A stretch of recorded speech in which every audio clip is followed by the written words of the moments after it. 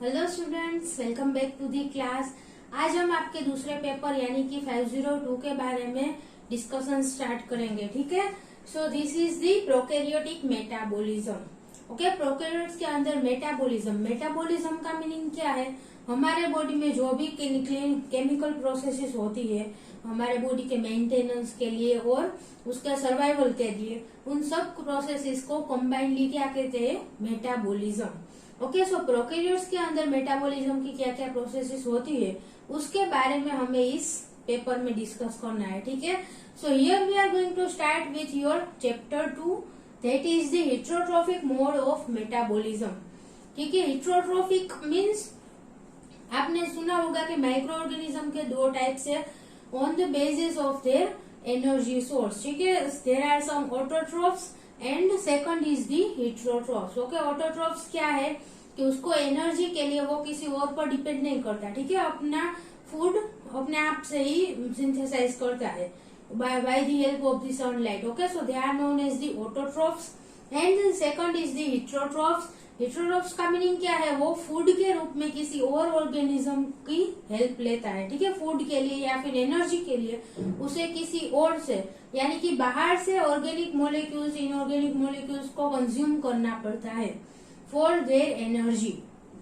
Okay, सो heterotrophs समझ में आया।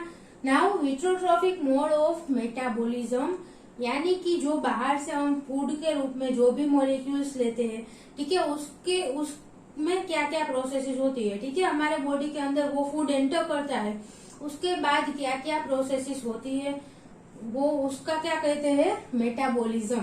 ओके, सो यहाँ पर हम प्रोकैरियोट्स के बारे में बात कर रहे हैं। सो माइक्रो ऑर्गेनिज्म के अंदर कोई भी बाहर से उसने फूड के रूप में कोई मैक्रोमोलेक्यूल लिया है, ठीक है, फॉर एग्जाम्पल प्रोटीन, कार्बोहाइड्रेट है या फिर लिपिड मोलिक्यूल है, तो उसका किस प्रकार ब्रेकडाउन होगा या फिर उसका प्रोसेसिंग किस प्रकार होता है उसके बारे में हम इस चैप्टर में डिस्कस करेंगे।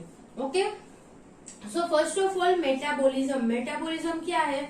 अभी मैंने बताया कि हमारे बॉडी में या फिर किसी भी ऑर्गेनिज्म के बॉडी में जो भी सारी केमिकल रिएक्शंस होती है for the survival of that living organism are combinedly known as the metabolism. Okay, now metabolism is broadly divided into the two categories that are the catabolism plus anabolism.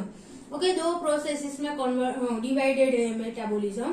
First is the catabolism, second is the anabolism. Okay, now catabolism क्या है? Catabolism का general meaning है break down. Okay, so किसी भी molecule का break down होता है या फिर डिग्रेडेशन होता है तो उस प्रोसेस को कैटाबॉलिज्म कहते हैं। एंड एनाबॉलिज्म को अगर हम कॉमन एक टर्म में डिस्क्राइब करें तो it is the synthesis. Okay, कोई भी लार्ज कॉम्प्लेक्स मॉलिक्यूल का सिंथेसिस होगा यहाँ पर from the smaller molecules. Okay, so catabolism में क्या होता है? Large complex molecules will be converted into the smaller simpler molecules. Okay, larger molecules will be converted into the smaller simpler molecules. For example, हमने किसी protein को consume किया है या फिर माइक्रो ऑर्गेनिज्म ने किसी प्रोटीन को फूड के रूप में लिया है, ठीक है, तो वो प्रोटीन का ब्रेकडाउन होकर स्मॉलर मॉलिक्यूल्स में वो कन्वर्ट होगा। Okay, protein is the larger complex molecule. It will be converted into the smaller and simpler molecule, and during this catabolism process, some amount of the energy is released. ठीक है, जब भी large molecule का breakdown होके small molecules form होते हैं तो वहां पर क्या होगा? एनर्जी रिलीज होती है। ठीक है, ब्रेकडाउन की कोई भी प्रोसेस ले ले, अगर हम केमिस्ट्री में कोई भी प्रोसेस ब्रेकडाउन की ले ले तो वहां पर क्या होगा? एनर्जी रिलीज होती है। ठीक है, during the process of the breakdown. So this energy that is released, उसमें से क्या होगा? Some energy will be trapped as the form of the energy. Okay, energy हमारे बॉडी में जिस प्रकार हम कंज्यूम कर सके, जिसको यूज कर सके, इस प्रकार के एनर्जी फॉर्म में वो स्टोर होगा। और यहाँ पर जो ट्रैप्ड एनर्जी है उसे केमिकल एनर्जी भी कहा जाता है क्योंकि केमिकल मोलिक्यूल्स के फॉर्म में ही एनर्जी स्टोर होगी। ठीक है, so this energy that is released will be stored as the chemical energy और some energy will be converted into the heat. Okay, कुछ एनर्जी है वो हीट के रूप में क्या हो जाएगी? रिलीज हो जाएगी। Okay, so large complex molecule का ब्रेकडाउन होके स्मॉलर सिंपलर मॉलिक्यूल्स में कन्वर्ट होने की जो प्रोसेस है उसे क्या कहते हैं, catabolism. And during the process of the catabolism the energy is released. Okay, whatever energy released by the process of the catabolism में उसमें से कुछ एनर्जी है, some energy from that will be trapped in the form of the chemical energy that can be used for the other uses in the body. Okay, body में कोई और use करने के लिए ये जो ट्रैप्ड एनर्जी है उसका आगे यूज होगा. Okay, and this most of the energy will be converted into heat. Okay, heat के रूप में वो एनवायरमेंट में रिलीज हो जाएगी. ओके, नाउ एनाबोलिज्म क्या है, it is the process of the conversion of the smaller simpler molecule into the complex large molecules. Okay, यहाँ पर कैटाबोलिज्म से रिवर्स होगा. कैटाबोलिज्म में क्या होता है, कॉम्प्लेक्स मॉलिक्यूल का ब्रेकडाउन होके स्मॉलर सिंपलर मॉलिक्यूल्स में वो कन्वर्ट होते हैं. And in the process of the anabolism क्या होगा, स्मॉलर सिंपलर मॉलिक्यूल है उसमें से कॉम्प्लेक्स मॉलिक्यूल्स का सिंथेसिस होगा. ठीक है, सो यहाँ पर कैटाबोलिज्म में एनर्जी रिलीज होती है, उसमें से कुछ एनर्जी यहाँ पर ट्रैप हो गई है in the form of the chemical energy. So ये जो केमिकल एनर्जी है वो यहाँ पर एनाबोलिज्म की प्रोसेस में यूज की जाती है. ओके, यहाँ पर ब्रेकडाउन के टाइम पे एनर्जी रिलीज हुई है तो यहाँ पर सिंथेसिस हो रहा है, सो एनर्जी यहाँ पर यूज होगी. ठीक है, उसके एनर्जी की जरूरत पड़ेगी. सो कैटाबोलिज्म की प्रोसेस के थ्रू जो भी एनर्जी रिलीज हुई है वो एनाबोलिज्म की प्रोसेस में यूज की जाती है. Okay, so this are the two main processes of the metabolism. Metabolism के ये दोनों पार्ट है, catabolism plus anabolism. Okay, simple words में याद रखना, कैटाबोलिज्म मीन्स ब्रेक डाउन, वहां पर लार्जर मॉलिक्यूल का ब्रेक डाउन होता है. And anabolism means the synthesis. Okay, now the catabolism also include the processes that do not involve the degradation of complex organic molecule. Okay, जो basically जो catabolism की process है उसे समझने के लिए ये डेफिनेशन इनफ है कि लार्ज मॉलिक्यूल स्मॉल मॉलिक्यूल में कन्वर्ट होता है, उस टाइम पर एनर्जी रिलीज होती है, इस प्रोसेस को कैटाबोलिज्म कहते हैं. ठीक है, but actually there are some also catabolic processes in which there is no conversion of larger molecule to the smaller molecule. Okay, large complex molecule का ब्रेकडाउन होना जरूरी नहीं है, एक मॉलिक्यूलर फॉर्म में से दूसरे मॉलिक्यूलर फॉर्म में कन्वर्ट होगा, उस टाइम पे भी एनर्जी रिलीज हो सकती है. ठीक है, सो ऐसी भी कुछ प्रोसेस है जो कैटाबोलिज्म में इन्वॉल्व है जहां पर डिग्रेडेशन जरूरी नहीं है. ठीक है, ऑर्गेनिक मॉलिक्यूल्स का डिग्रेडेशन होना जरूरी नहीं है, एक फॉर्म में से दूसरे फॉर्म में कन्वर्जन होकर भी एनर्जी रिलीज हो सकती है. So catabolism also includes such type of the processes. Okay, now the next is the source of the energy for the microorganism. Okay, microorganism को energy कहाँ से मिलती है? So there are the mainly two types of the microorganisms on the base of the energy source, that are the phototrophs. Okay, phototrophs का meaning क्या है कि they capture the energy from the sunlight. ऐसे organism जो sunlight में से energy पाते हैं, ठीक है, वो सनलाइट में से एनर्जी प्रोड्यूस करते हैं अपने अंदर, उसे क्या कहते हैं, phototrophs. Okay, and the second is the chemotrophs. Chemotrophs, there are two type of the chemotrophs. Chemotrophs का मीनिंग क्या है कि कोई केमिकल मॉलिक्यूल का यूज करते हैं microorganism for their energy source. Okay, उसको एनर्जी के लिए किसी केमिकल मॉलिक्यूल की रिक्वायरमेंट है. So chemotrophs can be divided into the two types, that are the organotrophs. Okay, chemoorganotrophs and chemolithotrophs. ठीक है, chemoorganotrophs means it require the organic molecule as the energy source. Okay, यहाँ पर organic molecule का use होगा energy source के रूप में. And the chemolithotrophs means they require the inorganic molecules as the energy source. Okay, so energy source के रूप में माइक्रो ऑर्गेनिज्म तीन अलग अलग मैकेनिज्म और तीन अलग अलग एनर्जी सोर्स का यूज कर सकते हैं. First is the sunlight. Okay, this type of the microorganisms are known as the phototrophs. Second is the chemo ऑर्गेनोट्रोफ्स.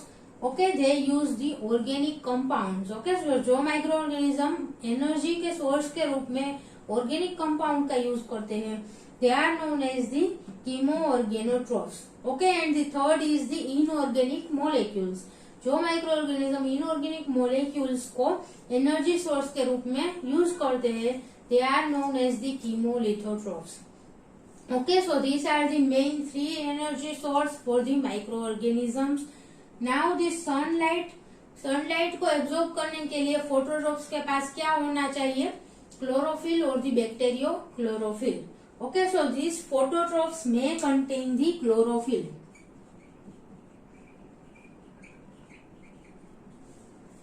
इसके पास क्लोरोफिल होगा for the absorption of the light. Okay, clear this much? इस chapter में mainly हम कीमोऑर्गेनोट्रॉफ्स के बारे में ही discuss करेंगे. ठीक है.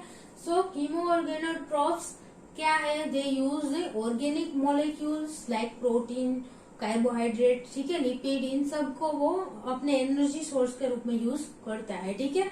So micro organism also very in their electron acceptors that are used. Okay, यहाँ पर एनर्जी सोर्स के रूप में ऑर्गेनिक मॉलिक्यूल्स यूज हो रहे हैं. ठीक है. बट उसमें से एनर्जी किस फॉर्म में जो ट्रांसफर होगी? इन the form of the electrons. ठीक है. सो जो इलेक्ट्रॉन एक्सेप्टर है वो भी अलग अलग टाइप के यूज हो सकते हैं यहाँ पर, कि जो इलेक्ट्रॉन डोनर यानी कि हमारा ऑर्गेनिक मॉलिक्यूल होगा उसमें से इलेक्ट्रॉन ट्रांसफर होकर अलग अलग इलेक्ट्रॉन एक्सेप्टर में जाते हैं. ठीक है. So there are main two processes occurs in the breakdown of the organic molecules, that are the fermentation and respiration. Okay, fermentation क्या है? It is the process where there is no participation of the any exogenous electron acceptor. Fermentation की process जो होती है उसमें कोई भी electron acceptor extra यानी कि बाहर से, एक्सोजीनस यानी कि बाहर का कोई भी इलेक्ट्रॉन एक्सेप्टर यहाँ पर इन्वॉल्व नहीं होगा. ठीक है.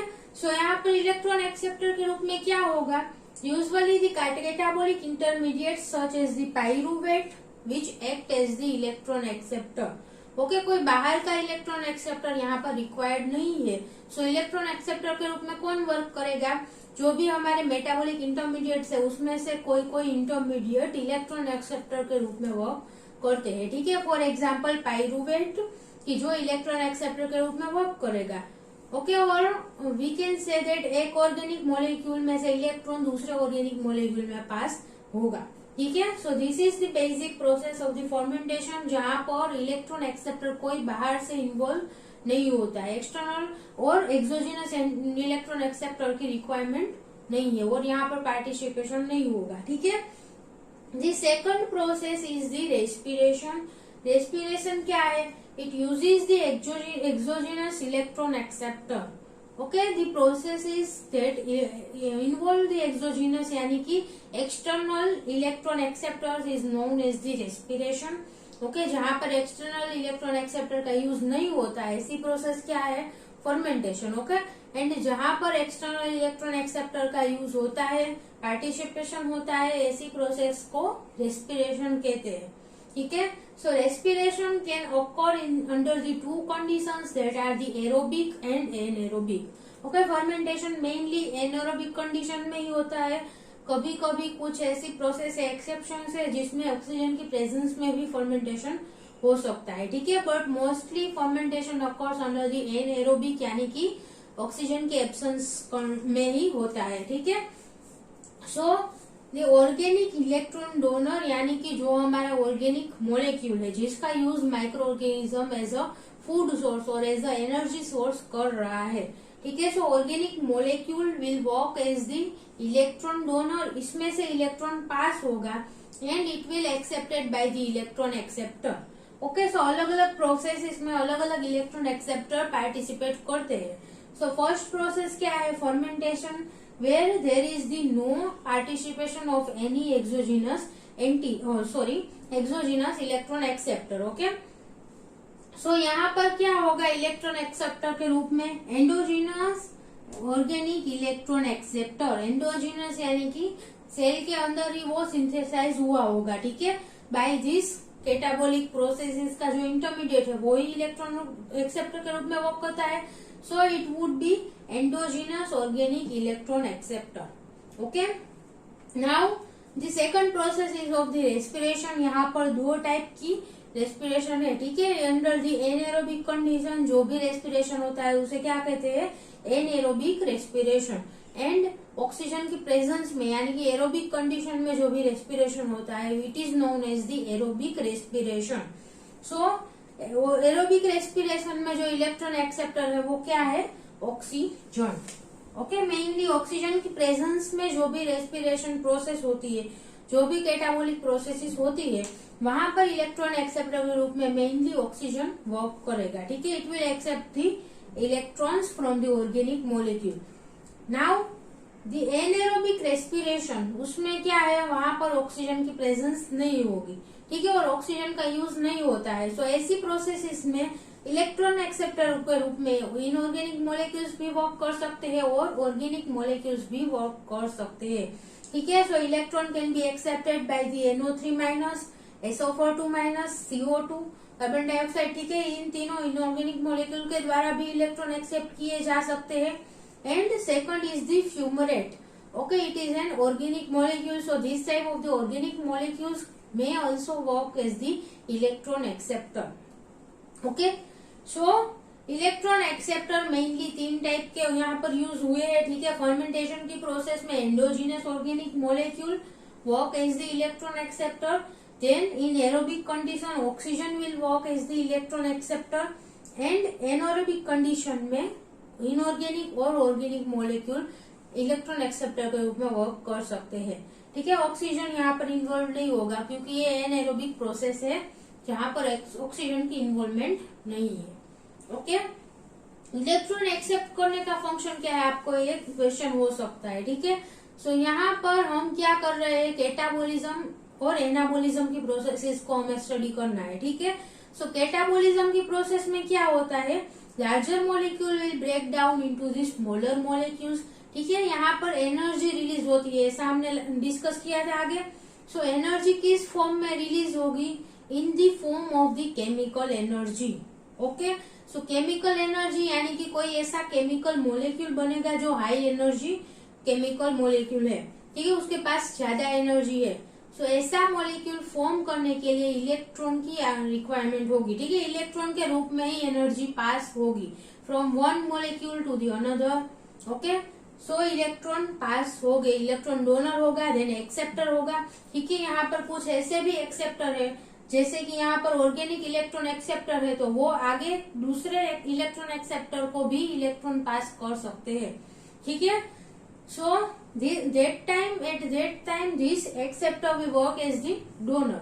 ओके, फॉर एग्जाम्पल फ्यूमरेट को हम ले लेते हैं तो फ्यूमरेट इलेक्ट्रॉन्स को आगे पास कर सकता है, तो जब भी वो इलेक्ट्रॉन को आगे पास करता है तो वो डोनर के रूप में वर्क करेगा, और जो नया इलेक्ट्रॉन एक्सेप्टर है, ओके, वो एक्सेप्टर के रूप में वर्क करेगा और वो इलेक्ट्रॉन को एक्सेप्ट करेगा, ठीक है। सो यहाँ पर ऑर्गेनिक को इलेक्ट्रॉन डोनर में से फ्यूमरेट को इलेक्ट्रॉन मिला, फ्यूमरेट आगे पास करके दूसरे इलेक्ट्रॉन एक्सेप्टर को इलेक्ट्रॉन देगा, ठीक है। इस प्रकार इलेक्ट्रॉन्स पास भी हो सकते हैं।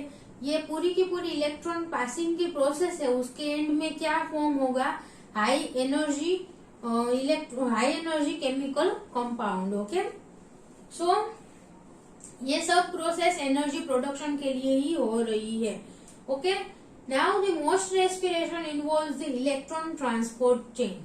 रेस्पिरेशन की प्रोसेस में इलेक्ट्रॉन ट्रांसपोर्ट चेन भी इन्वॉल्व होती है, ठीक है। इलेक्ट्रॉन ट्रांसपोर्ट चेन क्या है, जैसे कि हमने अभी यहाँ पर डिस्कस किया कि एक इलेक्ट्रॉन एक्सेप्टर दूसरे इलेक्ट्रॉन एक्सेप्टर को इलेक्ट्रॉन्स पास कर सकता है, ठीक है। सो एक मॉलिक्यूल में से दूसरे मॉलिक्यूल में इलेक्ट्रॉन पास हो गए, दूसरे में से तीसरे मॉलिक्यूल में इलेक्ट्रॉन पास होते हैं। इस प्रकार का इलेक्ट्रॉन के पासिंग की प्रोसेस है, ठीक है, electron transport chain. It is for the synthesis of the ATP, कि जो भी प्राइमरी इलेक्ट्रॉन एक्सेप्टर्स है उसमें से एटीपी का सिंथेसिस करने के लिए इलेक्ट्रॉन ट्रांसपोर्ट चेन होती है, ठीक है। यहाँ पर अलग अलग मॉलिक्यूल्स हो गए जिसमें से इलेक्ट्रॉन पास हो गए, और इलेक्ट्रॉन के पासिंग के थ्रू ही यहाँ पर एटीपी का सिंथेसिस होगा, ठीक है। So this is about the electron transport chain. उसके बारे में हम डिटेल में आगे डिस्कस करेंगे, ठीक है। Now the amount of available energy is quite different for fermentation and respiration. ये दोनों ही जो प्रोसेस है उसके एंड में जो एनर्जी प्रोड्यूस होती है वो दोनों के अमाउंट में डिफरेंस होगा, ठीक है। फर्मेंटेशन की प्रोसेस के थ्रू कम अमाउंट में एनर्जी प्रोड्यूस होती है as compare to the respiration. Okay, clear this much? Now before starting about the different processes of metabolism, you need to know overall idea about the metabolism. ठीक है, सारी की सारी metabolism process में क्या क्या होता है और स्पेसिफिकली कैटाबॉलिज्म प्रोसेस में कौन कौन से स्टेप होते हैं, ओवरऑल आइडिया उसके बारे में आपको होना चाहिए। ठीक है, so there was an scientist known as the Albert Lehninger. Okay, he was an biochemist. Okay, he gave the some idea about the metabolism process. ठीक है, he pointed that aerobic metabolism may be divided into the 3 stage. उसने क्या कहा कि जो aerobic metabolism की process होती है और स्पेसिफिकली जो कैटाबॉलिज्म की प्रोसेस है वो 3 स्टेजेस में डिवाइडेड है। ठीक है, सो कौन कौन से स्टेज है? द फर्स्ट स्टेज, उसमें क्या होता है, the large molecules will be converted into their constituent parts. Okay, जो लार्ज मॉलिक्यूल्स, मेनली जो ऑर्गेनिक मॉलिक्यूल हम फूड के रूप में कंज्यूम करते हैं या फिर माइक्रो ऑर्गेनिज्म एनर्जी सोर्स के रूप में यूज करते हैं, वो क्या है? It can be protein, carbohydrate और fatty acid. Okay, sorry, lipid. So protein, lipid और कार्बोहाइड्रेट में work as the organic energy source. Okay, so this large molecule will be converted first into their monomeric unit or their constituent parts. Okay, अगर carbohydrate है तो वो monosaccharide unit में break down होगा उसका। ठीक है, कोई प्रोटीन मोलेक्यूल है तो उसका अमीनो एसिड में ब्रेक डाउन होगा।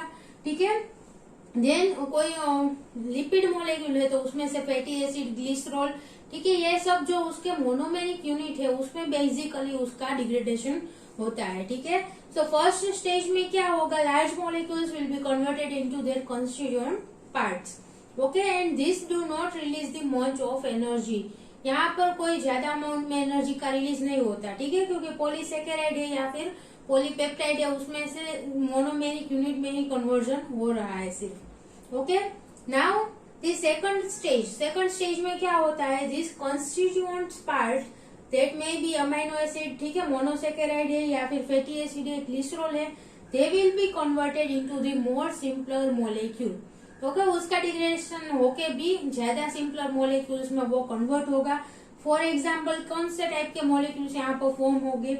एसिटाइल कोए, पाइरुवेट और other TCA cycle intermediates. Okay, so TCA means tri carboxylic acid cycle. Okay, so TCA cycle के जो इंटरमीडिएट्स है उनमें कन्वर्जन होता है। ठीक है, सो यहाँ पर जो amino acid, monosaccharide, fatty acid या फिर ग्लिसरॉल और कोई भी अदर मोनोमेरिक यूनिट फॉर्म हुए हैं उसमें से उसका मोर सिंपलर फॉर्म के कंपाउंड में कन्वर्जन होगा, लाइक एसिटाइल कोए है, पाइरुवेट है या फिर टीसीए साइकिल के कोई और इंटरमीडिएट। ठीक है, so this second stage can occur in the aerobic condition or anaerobic condition. कोई भी कंडीशन में हो सकता है।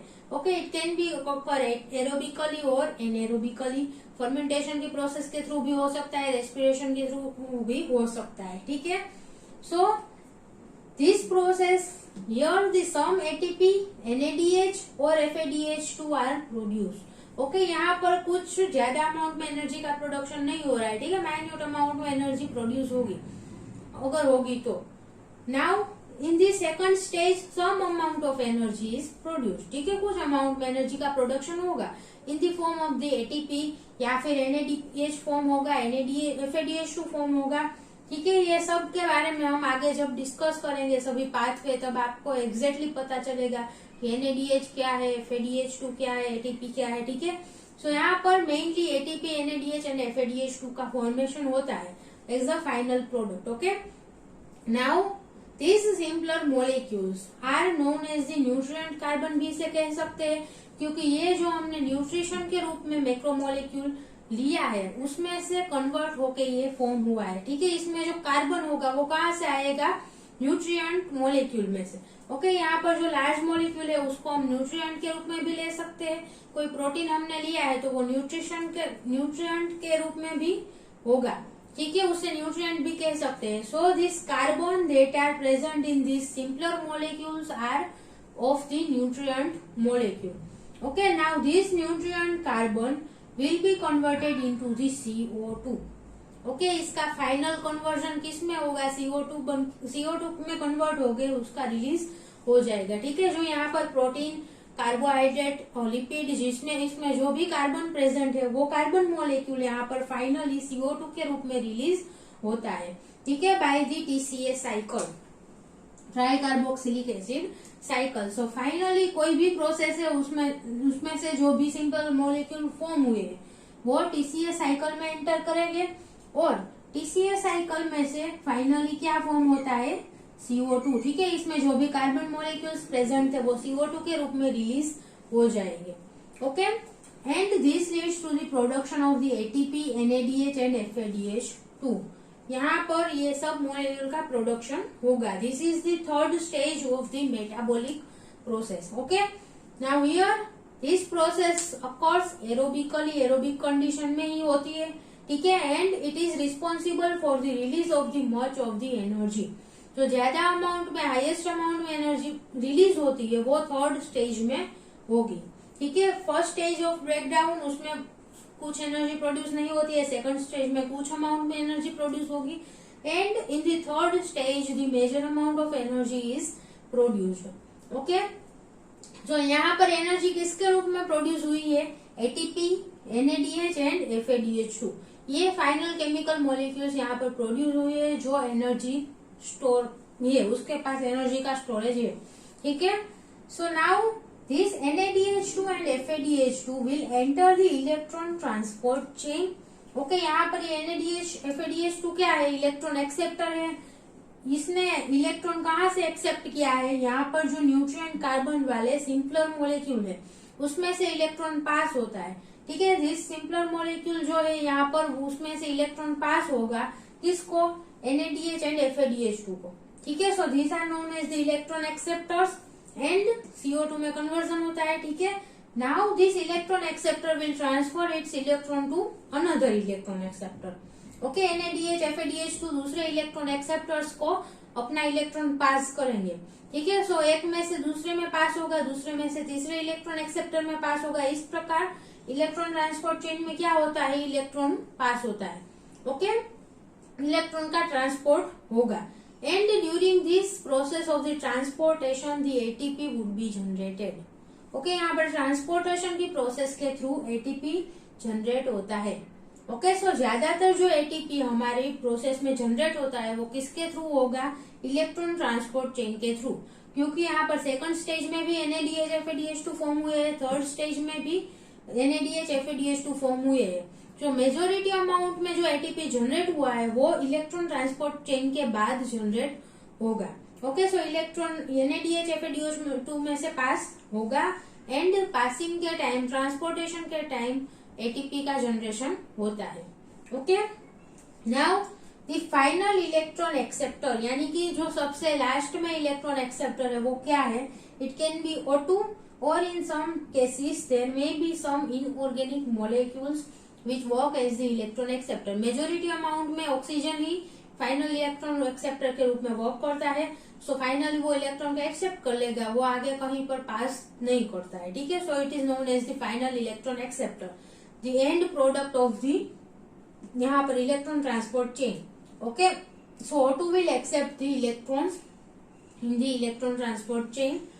Now this process is known as the electron transport chain. Okay, समझ में आ गया।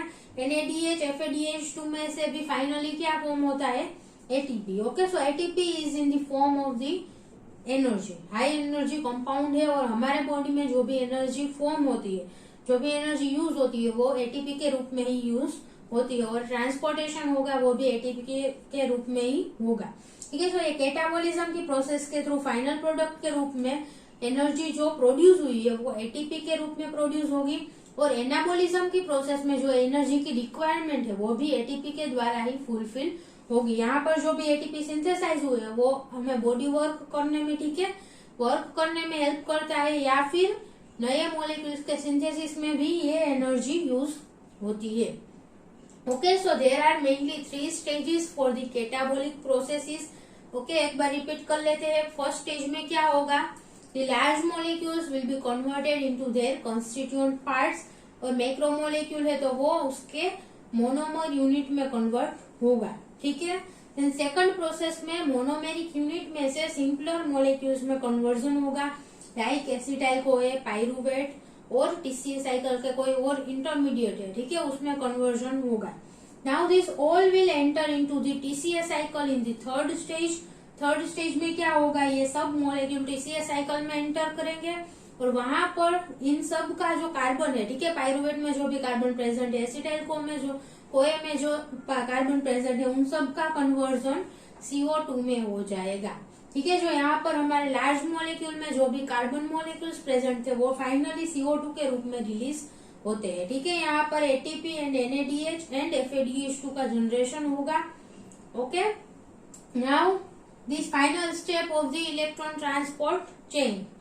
इलेक्ट्रॉन ट्रांसपोर्ट चेन में एंटर हो गया, ठीक है, NADH FADH2 जो भी जनरेट हुए हैं वो। सो यहाँ पर इलेक्ट्रॉन ट्रांसपोर्ट चेन के थ्रू ATP का जनरेशन होता है। This is the final energy molecule. Okay, it is the high energy compound. सारी प्रोसेसेस जो हम स्टडी करेंगे उसमें फाइनली हमें क्या प्रोड्यूस होगा, ATP। Okay, so this was the basic idea about the metabolism. हमें इस चैप्टर में कैटाबॉलिज्म के बारे में मेनली डिस्कस करना है, ठीक है। कैटाबॉलिज्म के प्रोसेस के ऊपर हम फोकस करेंगे कि जो भी लार्ज मॉलिक्यूल यहाँ पर हम एंटर होता है और जो एनर्जी सोर्स के रूप में यूज होता है large molecule like protein, carbohydrate, lipid, इन सब की कैटाबॉलिज्म प्रोसेस के बारे में हमें स्टडी करना है, ठीक है। पहले हम कार्बोहाइड्रेट की कैटाबॉलिज्म के बारे में डिस्कस करेंगे, then we will discuss about the protein and lipid catabolism. सभी के कैटाबॉलिज्म किस प्रकार होती है, उनका ब्रेकडाउन होके फाइनली कौन सी प्रोडक्ट फॉर्म होती है, उसके बारे में हम डिस्कस करेंगे, ठीक है। So thank you so much students for watching this video, and if you have any doubt then please ask in the comment box. Thank you.